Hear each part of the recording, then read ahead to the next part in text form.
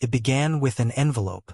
A plain, cream-colored envelope with no royal seal, no return address, and no warning of the chaos it carried within.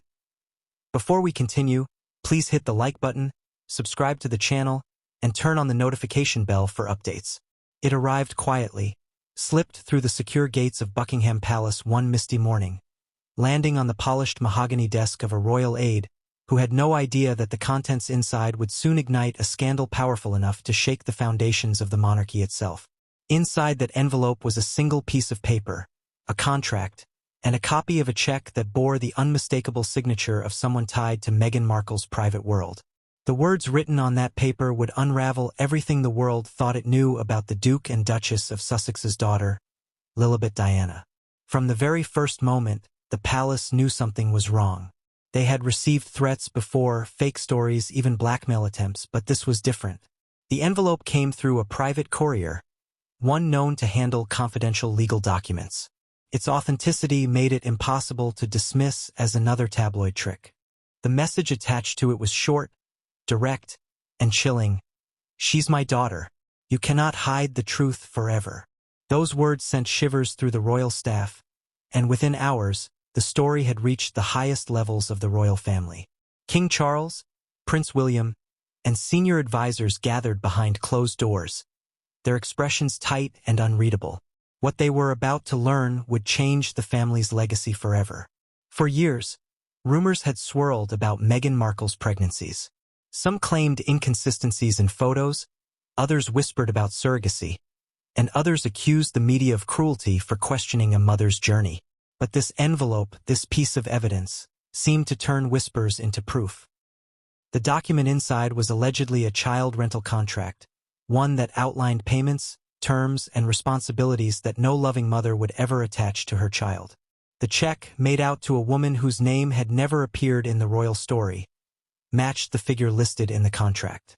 Together, they painted a chilling picture of a secret arrangement meant to disguise the truth. That Lilibet Diana, the beloved royal child, may not have been Meghan's biological daughter at all. The story spread inside the palace like wildfire. Advisors scrambled to contain it, shredding copies, silencing aides, and invoking the Official Secrets Act. But it was too late. Someone had already leaked fragments of the story to a trusted journalist. The press had not yet gone public, but the ticking clock was loud. The king ordered a full investigation. What began as a quiet inquiry into the document's origins soon turned into a labyrinth of hidden bank accounts, off-the-record conversations, and sealed hospital records. Every discovery raised more questions than answers. And at the center of it all was one woman, the alleged biological mother of Lilibet, whose voice, trembling yet defiant, echoed through a letter she later released to the press. "I was promised anonymity. I was promised safety.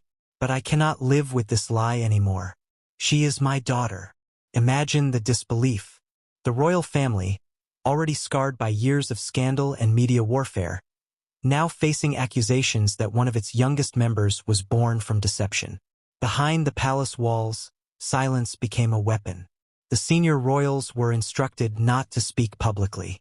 Meghan and Harry, thousands of miles away in California, were blindsided, or so they claimed. The couple's representatives called the allegations outrageous fabrications, insisting that Lilibet was born in love and privacy. But the problem with lies, no matter how carefully constructed, is that truth has a way of finding cracks to seep through. The morning after the letter was received, British tabloids buzzed with speculation. Explosive evidence sent to the palace, one headline teased. Others spoke of a mother's heartbreak and a royal cover-up. Reporters camped outside Windsor and Kensington, waiting for a statement. But inside the palace, the tension was suffocating. Charles, weary from years of family drama, reportedly slammed his hand on the table and demanded answers. William, known for his composure, was said to have paced the room, muttering that the monarchy could not withstand another lie. The words rental contract sounded absurd, yet the document's authenticity was undeniable. It bore not just signatures, but official seals, witnesses, and notarization. Someone had made it real. The public, too, was torn. Some refused to believe that Meghan could fabricate something so profound. Others, recalling her history of half-truths and carefully curated media stories, began to question everything. Online forums exploded with side-by-side photo analyses, speculations about hospital timelines, and breakdowns of inconsistencies in Meghan's pregnancy appearances. Yet amidst the noise, one undeniable fact stood out. The check was real. Bank experts confirmed its date, signature, and routing path. It had been processed through an American account linked to a foundation once associated with Meghan's private projects before her marriage to Prince Harry. The trail led investigators to a woman in her late 30s, educated, reserved, living quietly under a different name, who now claimed to be Lilibet's biological mother. She said she was contacted through an agency, one that specialized in confidential surrogate arrangements for high-profile clients. According to her, what began as a surrogacy agreement turned into something else entirely, a contract that stripped her of not just her parental rights, but her identity. "I was told this was for a cause greater than myself," she said in a statement later obtained by a journalist. "They told me my child would live a life of privilege, loved and protected. But I never agreed to have my daughter erased." Her words hit the world like a thunderclap. Suddenly, the palace was not just facing allegations of deceit but of participating in an orchestrated cover-up to preserve royal image. Behind the scenes, royal aides panicked. Damage control became priority number one. Lawyers were called in from London and Los Angeles. Every piece of paperwork connected to the Sussex family was quietly reviewed. Questions were asked about birth certificates, hospital admissions, and witness accounts. Some documents had missing signatures. Others contained inconsistencies that could not be explained. It was as if the entire record of Lilibet's birth had been meticulously edited to fit a story that was beginning to crumble. But if the allegations were false, why did the palace move so swiftly to suppress them? Why did lawyers threaten publications with defamation suits before a single headline had been printed? The speed of their reaction only fueled suspicion. Meanwhile, in California, Meghan Markle reportedly broke down when informed of the letter's existence. Friends claimed she called it another attempt to destroy her family, while others noted her uncharacteristic silence on social media. Harry, according to sources, was furious, not just at the allegations, but at the idea that someone within the palace could be taking them seriously. "They're trying to rewrite our lives," he allegedly told a confidant. But those words, meant to project control, masked a deeper fear. What if the royal family chose to believe the woman? What if the truth, or even the suspicion of it, led to questions about Lilibet's place in the line of succession? The envelope's contents forced the monarchy into a quiet crisis. Advisors debated privately whether to verify the claims with a DNA test. But how could they? Such a test, if made public, would unleash a constitutional nightmare. And yet, to ignore the evidence risked appearing complicit. The Queen's legacy was already fragile, and King Charles's reign was built on stability. The last thing he could afford was a paternity scandal involving his granddaughter. But the alleged mother refused to remain silent. She began releasing pieces of the contract, blurred copies, redacted details, online, each fragment adding weight to her story. The public saw enough to believe. The payment matched the timeline of Meghan's supposed pregnancy. The witness signature matched that of a known Hollywood associate. Slowly, the puzzle formed an image no one wanted to see. At the heart of this chaos was a simple, painful truth. A mother wanted her child back. Not for money, not for fame, but for acknowledgement. "I'm not trying to destroy anyone," she said in her second statement. "I just want the world to know my daughter exists. I want her to know who she really is." Those words pierced through the noise and landed in the conscience of millions. Could it be possible that the woman hailed as the modern face of compassion and empowerment had built her royal motherhood on a foundation of deception? Could the same couple who spoke of truth, transparency, and love have hidden the darkest secret of all? This wasn't just another royal rumor. It was the potential unraveling of a carefully constructed narrative that had defined Meghan Markle's identity since she stepped into the royal world.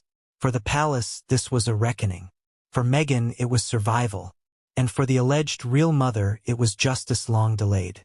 The introduction to this story is only the beginning of a saga that will question everything: royal ethics, parental rights, and the price of power in a family that has spent centuries mastering the art of secrecy. But one thing is clear. The envelope that arrived that morning wasn't just paper and ink. It was a declaration. It was a cry from a mother who refused to be erased. It was the start of the most explosive royal scandal of the decade. A scandal that might finally unmask the lies behind Meghan Markle's perfect royal image and expose the truth about the little girl the world calls Lilibet Diana. The question now is not whether the royal family will respond, but how. Will they protect their image at all costs, or will they allow the truth to breathe, even if it tears through their centuries-old legacy? As the sun sets over Buckingham Palace and the world waits for answers, one haunting line echoes louder than any royal decree: "She's my daughter." This is where our story begins. It was a grey morning over London, the kind that drapes Buckingham Palace in silence. The mist hung low over the gates, the guards stood motionless, and the rhythm of royal life carried on as usual. Inside the palace, footmen walked briskly down the corridors, sorting through stacks of correspondence that arrived daily from every corner of the world. Most letters were routine: greetings, petitions, invitations, or condolences. But one envelope, cream-colored and heavier than the rest, stood out immediately. It bore no return address, no stamp of recognition, and no visible indication of who had sent it. It was hand-delivered through a private courier, one known for handling confidential legal exchanges. The palace mail clerk hesitated for a moment, sensing that this particular letter didn't belong with the rest. It was quietly passed to the private secretary's office, where all sensitive correspondence was first screened before reaching senior officials. The private secretary, a man accustomed to discretion, sliced open the envelope with a practiced hand. Inside were two documents: a photocopy of a check and what appeared to be a formal legal contract, typed neatly, signed in multiple places, and sealed with an embossed insignia. At first glance, it seemed like a civil dispute of no consequence to the crown. But when his eyes caught the name listed in the contract, Lilibet Diana Mountbatten Windsor, his breath caught in his throat. He read it again, certain it was some elaborate prank. But as he read deeper, the color drained from his face. The contract outlined the temporary custodial exchange and financial compensation between two parties. One listed under an alias that later matched a known pseudonym Meghan Markle had used for private projects before her royal marriage. The other was a woman from California whose name was not familiar to palace records but was connected to an address in Santa Barbara, only miles away from the Sussex residence in Montecito. The check attached to the file was even more alarming. It carried a six-figure amount and had been issued by an account connected to a charitable trust previously associated with Meghan. The signature at the bottom, though slightly blurred, bore a resemblance that no handwriting expert would mistake. It was authentic. The palace secretary, stunned by what he held, immediately summoned a senior aide. "You need to see this," he whispered, placing the papers flat on the polished desk. Within minutes, the chain of command was engaged. The documents were placed in a sealed folder and rushed to the communications director, who in turn notified the king's private office. The message was clear. This could not wait until morning briefings. That afternoon, behind the thick curtains of a royal meeting room, the first private crisis session was convened. The king's private secretary presented the envelope, the contract, and the check to senior advisors. No one spoke for several moments. The silence was so dense that the ticking of the antique clock sounded like a drumbeat. When the king entered, his eyes scanned the table. "What's this about?" he asked calmly, though his tone betrayed irritation. The private secretary hesitated before answering, choosing his words carefully. "Your Majesty, we've received documents alleging an arrangement concerning the custody and birth of the Sussex's daughter, Lilibet Diana." A flicker of disbelief crossed the king's face. "What kind of arrangement?" he asked. "A rental agreement, sir," came the hesitant reply. The word hung in the air like smoke. It sounded absurd, offensive even, but the documents made it difficult to dismiss outright. King Charles, who had weathered countless scandals over decades, leaned back in his chair and gestured for the papers. As he read, his expression hardened. When he reached the attached note, 5 words scrawled in hurried handwriting, he looked up sharply. "She's my daughter," the note read. The room fell silent again. No one dared speak. Finally, one of the aides broke the tension. "Your Majesty, we believe this could be an extortion attempt. A cruel hoax." But even as he spoke, doubt lingered in his voice. The precision of the legal format, the notary seal, the payment trace, none of it felt like the work of a prankster. Within hours, the king ordered a confidential internal review. Only a handful of people were informed: trusted aides, legal advisors, and one senior communications officer. The royal family's reputation was the first consideration. They couldn't risk leaks, not after the years of public humiliation following Harry and Meghan's departure. The king's words were sharp but deliberate. "Not a whisper of this leaves these walls until we know what we're dealing with. But secrets have a way of leaking through even the tightest of seals, and this one was too explosive to remain buried for long." As palace aides began to examine the envelope more closely, they discovered a faint scent on the paper. A floral perfume, subtle but distinct. Handwriting experts noted the ink type and the precise alignment of the text, identifying it as having been typed on a machine commonly used in U.S. law offices. The address printed on the contract led to a mailbox service in California. When discreet inquiries were made, it was discovered that the address had been rented by a woman named Clara Thompson, an alias used by a former surrogate registered in Los Angeles. That discovery was enough to send the palace investigation into overdrive. Meanwhile, across the Atlantic, in the quiet hills of Montecito, the Duke and Duchess of Sussex had no idea that a storm was about to engulf them once again. The first sign came when their communications director received an unexpected call from a palace official. The tone was formal, cold, and precise. "There's a matter concerning a document sent to Buckingham Palace. We require immediate clarification." Meghan reportedly froze upon hearing those words. "What document?" she asked, her voice tense. But the official refused to elaborate, citing confidentiality. Within hours, Harry was informed through his legal counsel. The atmosphere in their California home turned icy. They had faced bad press before, but this felt different. It was internal, private, and came directly from the institution they had spent years trying to separate from. Back in London, investigators worked discreetly. Each element of the contract was analyzed. The formatting matched that of legitimate surrogacy agreements used in the United States, but one clause stood out. The undersigned agrees that the child, upon completion of the agreed period, shall be returned to her biological guardian unless extended custody is formally renewed. The line was chilling. It implied not just a surrogacy but a temporary arrangement, a rental as the sender claimed. The check amount, dated around the time Meghan had publicly announced her pregnancy, aligned disturbingly well with the supposed terms. By evening, the news reached the king's inner circle, and there was talk of contacting legal representatives in the United States. But before any decision could be made, the document reached someone it was never meant to reach, a journalist known for covering royal scandals. A junior staff member, terrified by what they had seen, confided anonymously to a reporter, claiming that a document exists that could prove Lilibet wasn't born in the way the public was told. Within 24 hours, whispers began circulating through the press, coded in vague headlines. Unverified documents surface in palace investigation.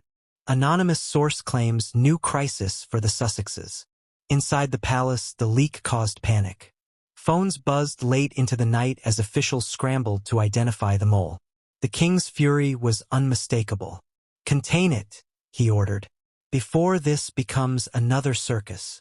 But the wheels of speculation were already turning. Every palace staffer felt the weight of suspicion. Rumors grew that the queen, before her death, had once confided doubts about Lilibet's birth to a close friend. The resurfacing of those whispers only added fuel to the fire. At dawn the next day, a second letter arrived at the palace, this time postmarked from California. It bore the same perfume scent, the same neat typewriting. Inside was a single sentence: "You have the first copy. The truth comes next." Attached was a USB drive labeled Lilibet. The palace IT team isolated the device for security scanning. When opened, it revealed scanned copies of birth-related documents, including what appeared to be a contract signature witnessed by a notary public. Though partially blurred, one of the signatories was undeniably Meghan Markle's. The date corresponded to the months leading up to the public announcement of her pregnancy. For King Charles, this was a moment of reckoning. He had spent decades rebuilding the monarchy's reputation after scandals involving his own past. Now, his son's decisions threatened to drag it all down again. "We cannot allow this to go unchecked," he said quietly during an emergency consultation. Legal advisors proposed quiet verification through private investigators in Los Angeles. If the documents proved false, they could be discredited easily. But if they proved true, the monarchy faced the most dangerous scandal since the abdication crisis nearly a century earlier.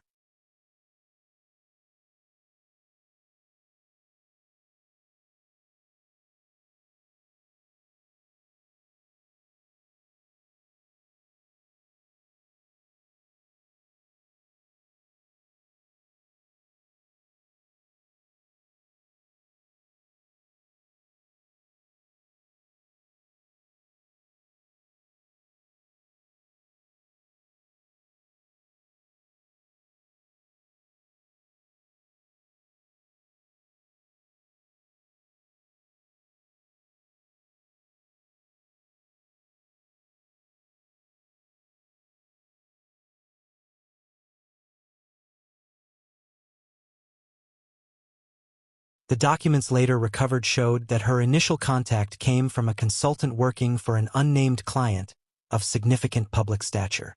The offer was generous, beyond anything she had seen before.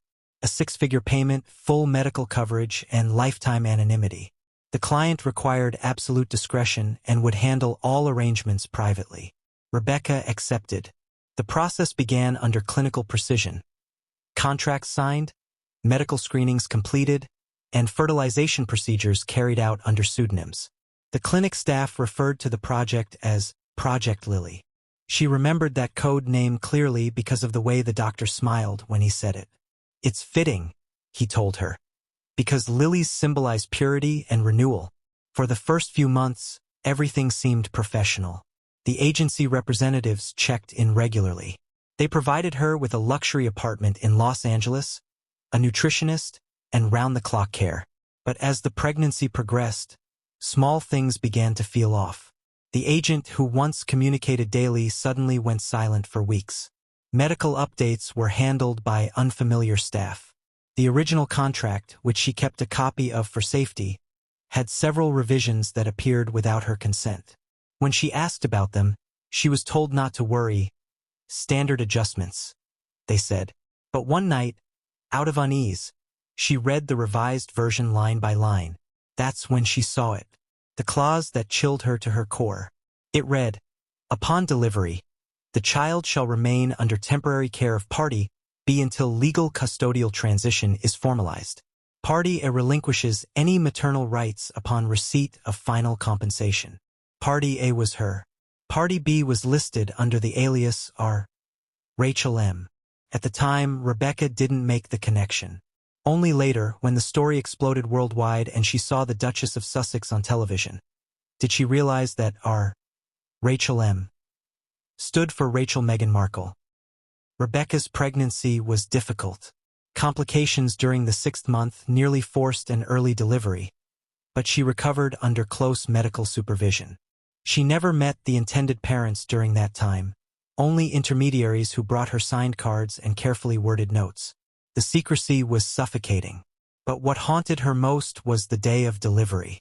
Instead of a traditional hospital birth, she was transferred to a private facility outside Los Angeles, one she later discovered had ties to a celebrity fertility group. The attending physician didn't introduce himself. The lights were dim, the staff silent, and she was told to sign a final release form before receiving anesthesia. "It's just procedure," they insisted. When she woke up, the baby was gone. The payment arrived 2 days later. A check, accompanied by a letter thanking her for her service and reminding her of her non-disclosure obligations.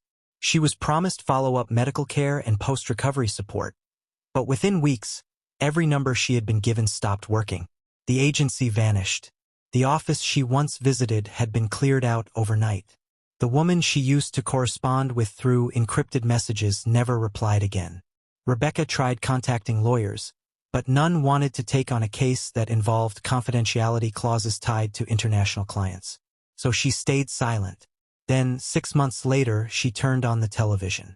The Duke and Duchess of Sussex were smiling, radiant, holding a newborn baby girl they named Lilibet Diana.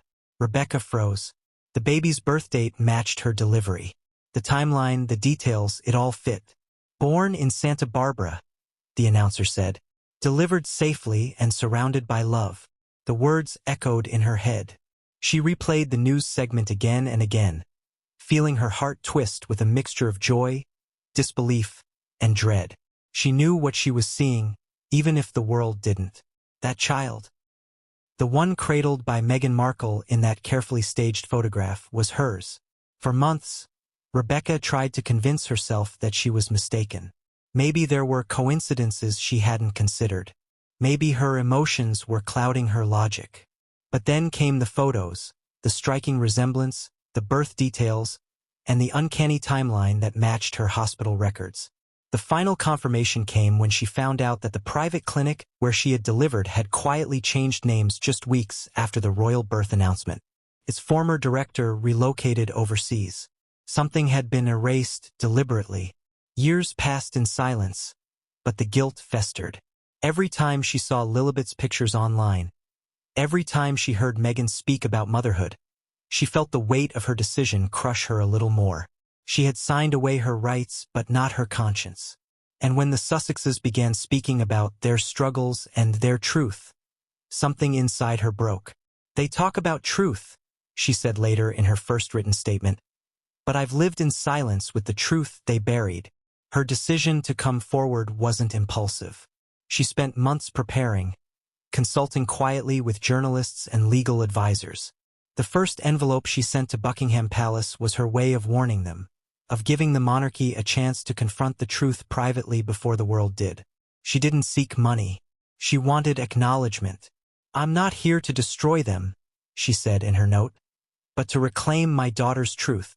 As the palace began verifying her claims, investigators found that her story aligned disturbingly well with financial transactions connected to a trust established years before the Sussexes' royal exit.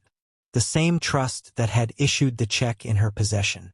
The payment matched precisely the figure listed in her original surrogacy contract. The dates matched the supposed conception timeline. Everything lined up with too much precision to ignore. But Rebecca wasn't simply a witness. She was also a mother tormented by what she had lost. In her interviews, she often paused when mentioning Lilibet's name, as if afraid the sound of it might reopen wounds she'd barely kept closed. When I see her face, she said softly, I don't feel anger, I feel sorrow. She should know who she is. Her words carried no malice, only heartbreak. But heartbreak alone was dangerous enough to shake the monarchy's image of stability. The more investigators dug into her story, the clearer it became that she had receipts, real, tangible evidence. Copies of communications with intermediaries, bank transfers, and notarized documents that aligned with legal surrogacy formatting. Her claims weren't wild speculations. They were structured, supported, and chillingly consistent. The palace's greatest fear was no longer whether she was telling the truth, but how much she could prove publicly if she chose to speak before they could control the narrative. When Rebecca finally agreed to a private meeting with a royal emissary, it was held discreetly in Los Angeles. The emissary, posing as a legal consultant, met her at a quiet restaurant near the coast. According to later reports, Rebecca arrived with a single folder. Inside it were copies of her medical records, signed contracts, and photos from the clinic dated days before Lilibet's birth announcement. The emissary reportedly listened in silence as she recounted her story. When he asked what she wanted, she replied with a single sentence, I want the lies to stop. That night, he returned to London carrying the folder. It was sealed in the same kind of envelope that had started everything. Once it reached the king's desk, there was no denying her existence anymore. Rebecca was real, her evidence was real, and the story was spiraling far beyond control. Her revelation didn't just challenge the narrative of Meghan's motherhood. It called into question the integrity of every royal declaration made since the Sussexes' departure. If Lilibet's birth had been arranged under false pretenses, the constitutional implications were immense. Questions about royal succession, citizenship, and titles became unavoidable.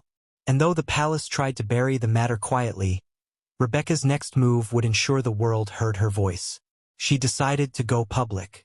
It wasn't through a press conference or a dramatic television interview. It was through a letter, one written in plain, emotional language and sent anonymously to several media outlets. Its first line was simple: "I am the woman who gave birth to Lilibet Diana." That sentence, printed in black ink across newsrooms, tore through the world like a storm. Within hours, online debates erupted. Was this woman a fraud? A victim? A whistleblower? Photos of her younger self began circulating, showing a striking resemblance between her and the child. Conspiracy theories flourished. But amidst the chaos, Rebecca stayed silent. She had said what she needed to say. The rest, she believed, would reveal itself in time. In London, the royal advisors went into crisis mode once again. Meetings stretched into the early hours, calls flew across the Atlantic, and lawyers drafted statements denying all allegations. But the damage was done. The world now knew her name, and for the first time, the royal family's silence spoke louder than any denial. For Rebecca, it wasn't fame she sought, it was freedom. Freedom from a secret that had chained her for years. Freedom to tell her daughter, someday, that she had fought to be known. And as the headlines grew, one truth became painfully clear. This was no longer just a story about a contract or a check. It was a story about a woman's voice breaking through walls of power and privilege, refusing to be erased. Her journey had begun as an act of compassion. It ended as an act of defiance. In the glare of the California sun, far from the damp walls of Buckingham Palace, Meghan Markle sat behind closed doors, pacing. For the first time since she had stepped into the global spotlight, her control over the narrative was slipping. It wasn't a rumor she could brush off or a tabloid story she could label as racist speculation. This time, the evidence wasn't gossip, it was paper, contract, a check, documents with her name or at least her handwriting on them. And though her lawyers assured her that everything could still be contained, her instincts told her otherwise. She had always been skilled at crafting her own story, turning headlines into sympathy and criticism into currency. But this time, the pieces weren't fitting neatly into the version she'd built for the world. The contradictions in Meghan's story had always been there, subtle enough to ignore, but impossible to forget once you looked closely. When she first announced her pregnancy with Lilibet, royal watchers noticed the differences between her two pregnancies: the timing, the secrecy, even the physical appearances in photographs. During her first pregnancy with Archie, she had been photographed constantly, cradling her belly proudly in public events. During her second, she appeared only through carefully curated portraits released through her own photographer, never in live footage. Privacy, she'd said at the time, claiming she wanted to protect her growing family from media intrusion. It sounded noble, reasonable even, until the revelations about the surrogacy contract made that privacy look more like concealment. Royal insiders had long whispered about inconsistencies in the official narrative of Lilibet's birth. The hospital records listed on her U.S. birth certificate contained vague information. The attending physician was never confirmed publicly. The hospital itself had issued a carefully worded statement that neither confirmed nor denied her birth at the facility. Even the photographs of Lilibet's early days were unusual: no public hospital exit, no family appearance, no candid photos that usually accompany royal births. The palace had accepted Meghan and Harry's desire for privacy, but now, with the document in play, that privacy began to look suspiciously like strategy. Meghan's public image had been built on a foundation of contradictions, advocating transparency while guarding her own secrets, preaching honesty while selectively revealing her past. In interviews, she painted herself as misunderstood, targeted, and wronged by an outdated institution. Yet, each time she spoke, her words raised more questions than they answered. When Oprah Winfrey had asked her directly about her children, Meghan's phrasing had been careful, almost rehearsed. "We're so blessed to have two beautiful children," she said. "And I carried both of them with love." At the time, no one questioned it. But now, those same words read differently. Carried could mean many things in the world of surrogacy, especially when contracts existed to disguise the truth. As the scandal unfolded, journalists began revisiting every interview, every soundbite, every photograph. They started drawing lines between her statements and the new evidence surfacing. One particularly sharp columnist wrote, "If Meghan's truth has always been her brand, what happens when someone else's truth starts to contradict it?" The question echoed through social media, where public opinion began to split sharply. Some defended her fiercely, claiming the attacks were another attempt to destroy a woman of color who dared to challenge the royal system. Others accused her of fabricating motherhood itself for fame and influence. Behind the glamour, Meghan's contradictions weren't limited to her pregnancies. They extended to the very timeline of her relationship with the royal family. When she first stepped into the royal sphere, she had presented herself as an independent woman, unfamiliar with royal customs and naive about protocol. Yet, evidence later surfaced showing she had studied royal history, rehearsed curtsies, and even consulted branding experts before her engagement to Harry. It wasn't ignorance, it was strategy. Everything about her entry into the royal world had been calculated, crafted for image rather than truth. In this moment of crisis, her tendency to over-control narratives became her undoing. Instead of addressing the claims directly, her team released vague statements. "The Duchess remains focused on her family and philanthropic endeavors," one spokesperson said. But the silence surrounding the core issue, the documents, was deafening. No denial, no clarification, just evasion. And evasion, in the court of public opinion, often reads like confession. Inside her Montecito mansion, Meghan's PR strategists worked tirelessly to spin the narrative. They created talking points emphasizing privacy invasion, suggesting the documents were falsified by individuals with malicious intent. They reached out to sympathetic journalists to push alternative headlines: "Royal retaliation against Meghan continues," and "Palace plot to destroy the Sussexes." The plan was to shift public focus from the contract itself to the idea of persecution. But even this tactic was showing cracks. Too many details lined up, too many coincidences overlapped. Harry, meanwhile, was spiraling. According to close sources, he had been blindsided by the allegations and was furious at the palace for entertaining them. "They've always wanted to destroy Meghan," he told a friend. But even as he defended her, the tension between them grew. For the first time, he began asking quiet questions. He wanted to see the original contract. He wanted to know why there were financial records he didn't recognize. Meghan avoided those discussions, insisting that the entire situation was a smear campaign. But her evasiveness only deepened his suspicion. Their marriage, already strained by public pressure and professional failures, began to fracture under the weight of secrecy. Royal aides who had worked with Meghan during her time in the UK recalled similar behavior whenever she was confronted with inconsistencies. "She'd always shift the focus," one former staffer recalled. "If you asked her about one thing, she'd pivot to another topic or accuse someone else of misunderstanding her. It was exhausting." Another aide described her as incredibly persuasive, but noted how her narratives often changed slightly depending on the audience. "She believed every version she told," the aide said, "and that made her convincing." As the investigation deepened, the palace unearthed more subtle contradictions. The private medical paperwork Meghan had provided to the royal archives during her time as a working royal contained irregularities. The attending physician listed on her file was not a registered obstetrician at the hospital named. The medical license number corresponded to a doctor who had retired the year before. When questioned discreetly through legal channels, the hospital denied ever issuing certain documents under her name. These discrepancies, though still unofficial, added another layer of suspicion. In California, Meghan's attorneys pushed back hard against any attempts to access her private medical records, calling them invasive and irrelevant. Yet their aggression only confirmed that something was being hidden. The louder the denial, one British journalist commented, The deeper the truth usually runs. The comment went viral. The contradictions extended beyond paperwork. Observers began revisiting old footage and photographs. Some noted inconsistencies in Meghan's baby bump appearances, differences in shape, positioning, and even size during the same public outings.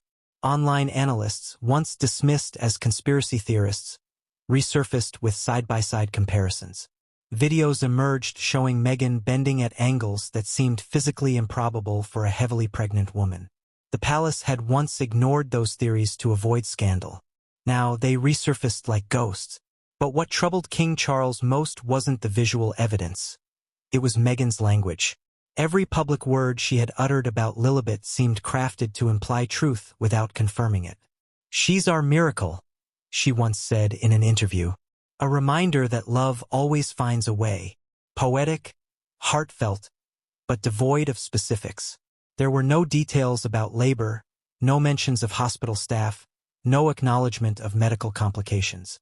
It was as if the event had occurred entirely off-stage, narrated by someone who had rehearsed every line. As the investigation advanced, the palace communications director compiled a confidential report titled Discrepancies in Public Statements and Records.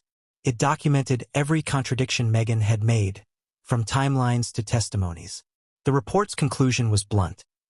There exists a pattern of narrative inconsistency, deliberate omission, and potential fabrication concerning the birth of Lilibet Diana. When the king read it, he reportedly placed the file down slowly and said, "This isn't about a contract anymore. It's about credibility." Meanwhile, Meghan continued to project calm in public. She was photographed smiling during charity appearances, waving to cameras, presenting the image of a woman unbothered by gossip.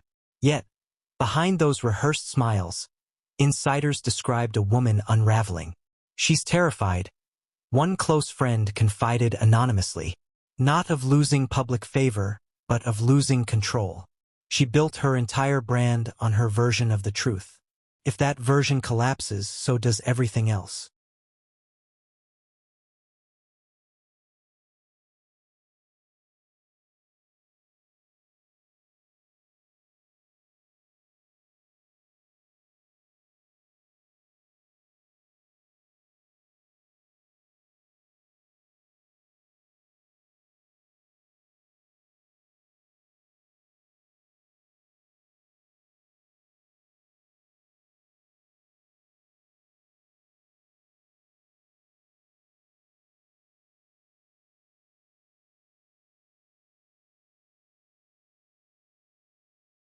The contradictions surrounding her had become impossible to contain. Every attempt to silence the story only amplified it. Every vague denial only invited deeper scrutiny. The very tools Meghan had used to control her image, strategic communication, emotional storytelling, selective vulnerability, were now betraying her. The truth was catching up, and for the first time she didn't have the upper hand. In London, Prince William and King Charles prepared for the next stage. The investigation had reached a point of no return. "We'll need proof," William said. "Something definitive. Either the documents are false, or the bloodline is compromised." His words carried the weight of generations. There was only one way to end the contradictions once and for all: a DNA test. The palace began discussing it quietly, behind layers of secrecy and legal preparation. The idea alone was dangerous. Requesting a DNA verification on a royal child could spark global outrage. But the family knew that without proof, the whispers would never end. And Meghan, perhaps sensing what was coming, grew even more defensive, even more controlled. The contradictions in her story weren't just words anymore. They had become evidence. And as the palace gathered its courage to confront her, the truth that had once been hidden behind charm and media polish was about to face the cold light of scrutiny. For years, Meghan had spoken about her truth. But now the world wanted the truth, the kind that can't be shaped by interviews or lawyers, the kind that speaks from blood and biology. When Lydia Harcourt's article hit the digital front pages, it was like striking a match in a room filled with gasoline fumes. Within minutes, the story spread across social media platforms like wildfire, igniting debates, disbelief, and fury on every continent. The headline itself was designed to stun. Insider confirms palace knew of Lilibet contract. Meghan's hidden deal exposed. Screens lit up around the world. Hashtags exploded. News anchors interrupted regular programming to discuss the royal revelation that could change history. It wasn't just another scandal. It was the kind that demanded an opinion from everyone. And everyone had one. For the first few hours, the palace remained utterly silent. No statements, no denials, no royal source stepping forward to calm the storm. But the silence only fueled the blaze. Commentators filled the vacuum with speculation. Some called it the most damaging story since Princess Diana's 1995 interview. Others compared it to the abdication crisis of Edward VIII, when love had once again threatened the sanctity of the crown. The difference now was that this wasn't just about romance. It was about legitimacy, deception, and a child born under circumstances no one could now confidently define. Across the United Kingdom, public opinion fractured overnight. On one side were those who felt betrayed. They had watched Meghan Markle stand before the world, hand in hand with Prince Harry, proclaiming a story of love and independence, of breaking free from royal oppression. They had believed her. They had defended her. And now they felt used. We stood up for her when the tabloids tore her down. One angry social media user posted. Turns out she was hiding the biggest lie of all. On the other side were her loyal supporters, convinced that the entire scandal was a coordinated palace campaign to destroy her credibility. They tried to silence Diana, they tweeted, and now they're doing it to Meghan. News networks across Europe and America ran hour-by-hour coverage. Former palace staff were dragged out of retirement to give commentary. Legal experts debated the implications of an international surrogacy contract potentially funded through a royal-linked trust. Ethics scholars discussed the morality of child rentals, a phrase that became horrifyingly familiar overnight. American morning shows invited psychologists to speculate on what it would mean for Lilibet if she grew up to discover the truth. British tabloids, notorious for their cruelty, reveled in it. Their headlines screamed betrayal in bold, merciless print. The royal hoax, Lilibet's real mother speaks, and Meghan's million-dollar lie exposed. By the second day, the frenzy had reached fever pitch. Reporters camped outside Buckingham Palace, Montecito, and the California clinic linked to the surrogacy. Cameras captured every movement, every silence, every closed curtain. When a delivery truck appeared at Meghan and Harry's mansion, speculation erupted that it was legal paperwork being destroyed. A simple walk in their garden was interpreted as a sign of distress. In London, the gates of Buckingham became a gathering place for protesters and royalists alike. One side demanding accountability, the other defending the crown. The internet was merciless. Memes flooded social media. Some mocked Meghan's past interviews, twisting her own words against her. Others attacked the royal family for their hypocrisy, asking why the monarchy had allowed the deception to continue. There were parody videos, fake leaked recordings, and manipulated images claiming to show the real mother and Lilibet together. In a world desperate for drama, fiction and reality became indistinguishable. The royal communications team couldn't keep up. Every time they tried to issue a statement, another wave of information, real or fabricated, hit the headlines. Inside the palace, the pressure cooker was reaching its limit. The communications director hadn't slept in 72 hours. Phone calls came from every major news outlet demanding comment. The king refused to appear on camera, leaving aides to craft vague statements emphasizing the family's privacy. William, however, had a different view. "Silence looks like guilt," he said in frustration during one meeting. "We can't stay quiet while the world tears this family apart."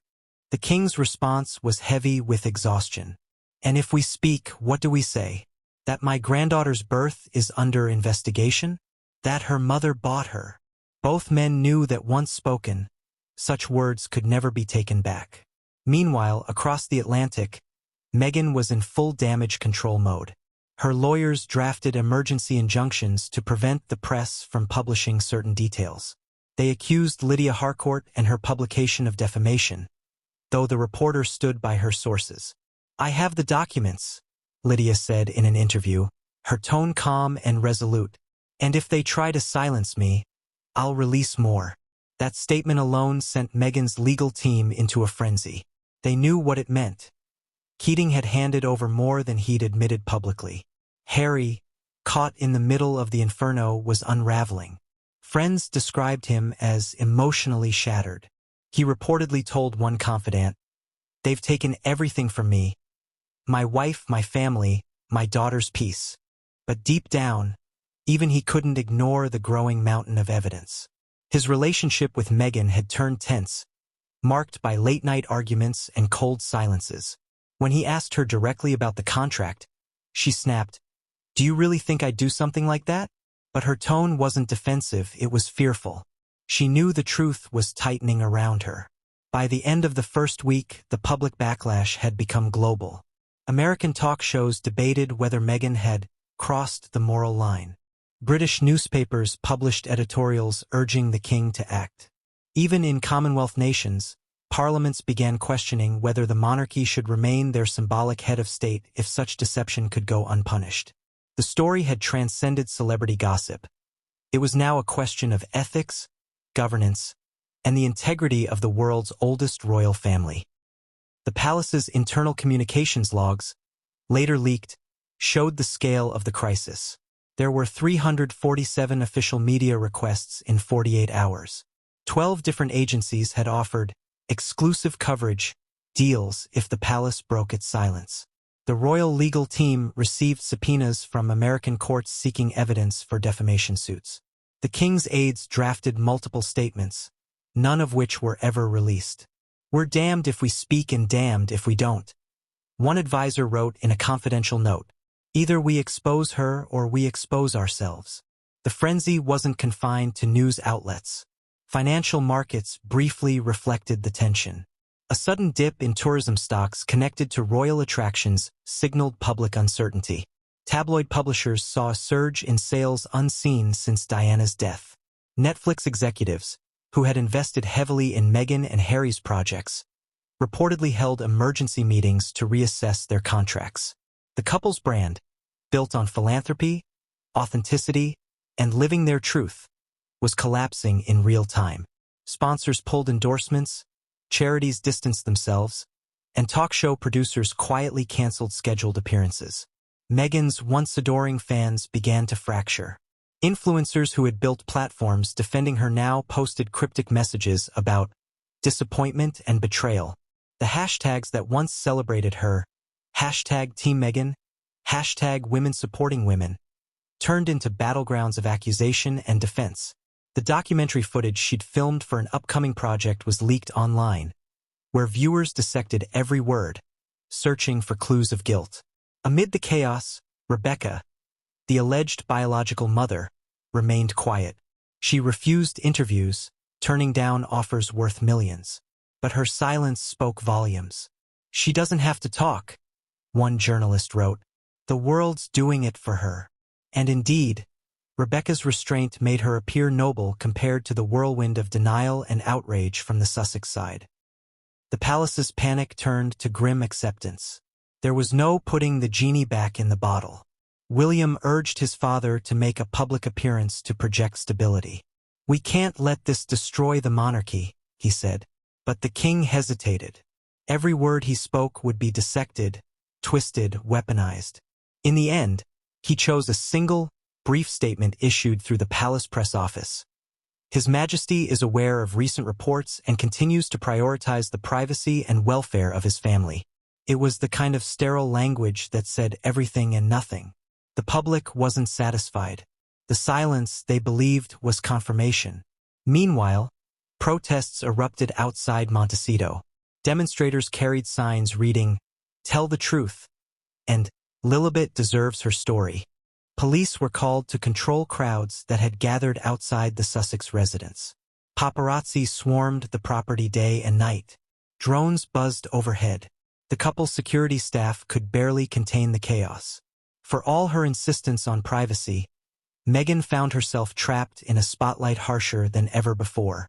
Inside Buckingham Palace, the conversation shifted from containment to consequence. "We can't hold this line forever," one advisor told William. The world wants accountability. William's reply was measured but cold. Then we give them what they want. The plan was simple but devastating.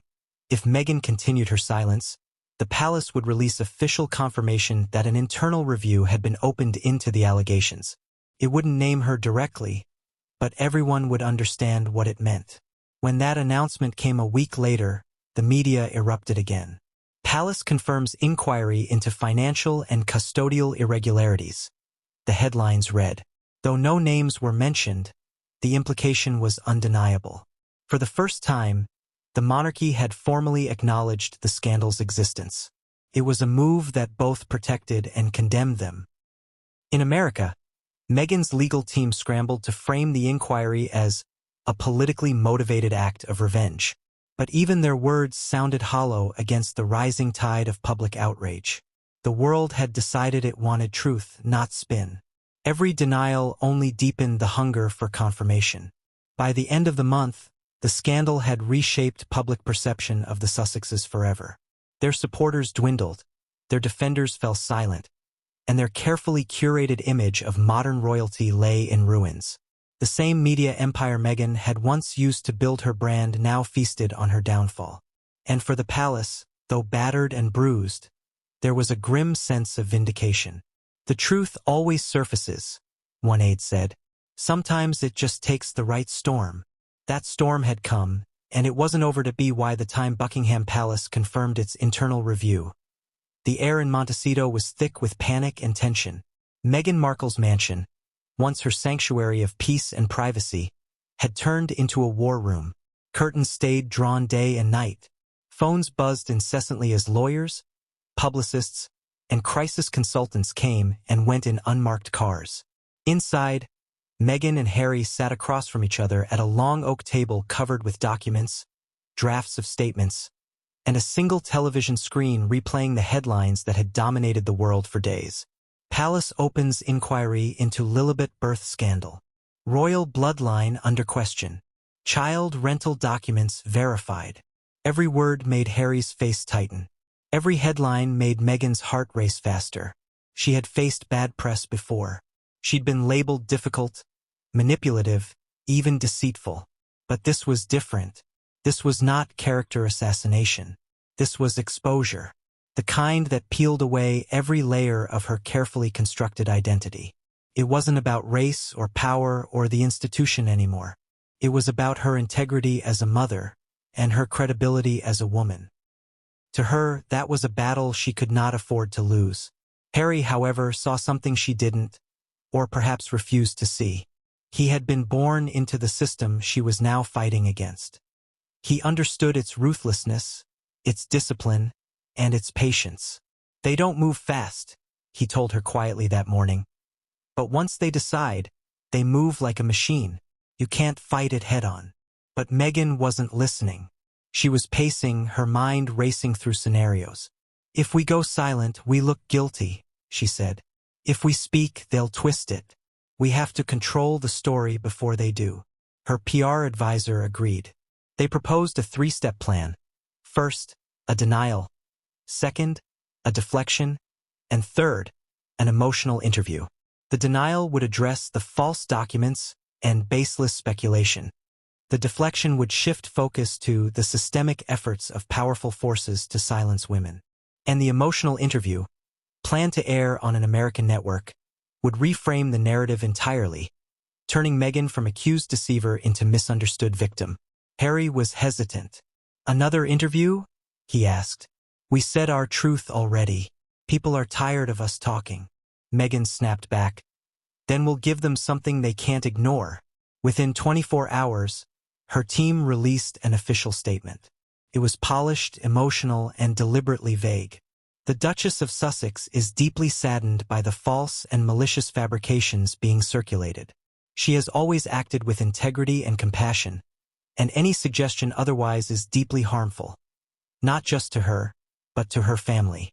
The statement went on to call for responsible media behavior and threatened legal action against any outlet perpetuating defamation. For a brief moment, it worked. Major networks broadcast the statement, Sympathetic analysts argued for restraint, and some supporters online rallied around her again. But then, as always, came the backlash. Critics pointed out that the statement addressed everything except the documents themselves. If they're false, one journalist wrote, why not simply produce the originals and prove it? The silence on that point spoke volumes. Meanwhile, Harry tried to reach out to his father through private channels. Every call went unanswered. Eventually, one of Charles's aides responded with a single text, His Majesty cannot discuss ongoing matters. To Harry, it felt like exile all over again. He slammed the phone down and muttered, They've already judged us. Meghan, watching him from across the room, said quietly, Then we'll judge them back. Behind closed doors, tensions between the couple began to grow. Harry was torn between his loyalty to his wife and the institution that had shaped his entire existence. He couldn't ignore the evidence, but he also couldn't publicly betray her.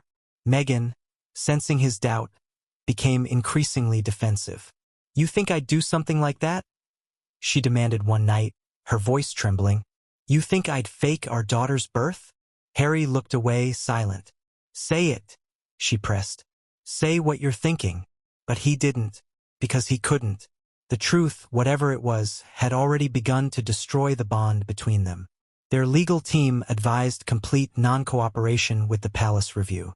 They have no jurisdiction, Meghan's lawyer said firmly. They can't subpoena you. This is political theater. The more you engage, the more power you give them. So, Meghan chose defiance. She began drafting an open letter, one that would address the public directly, bypassing both the palace and the media.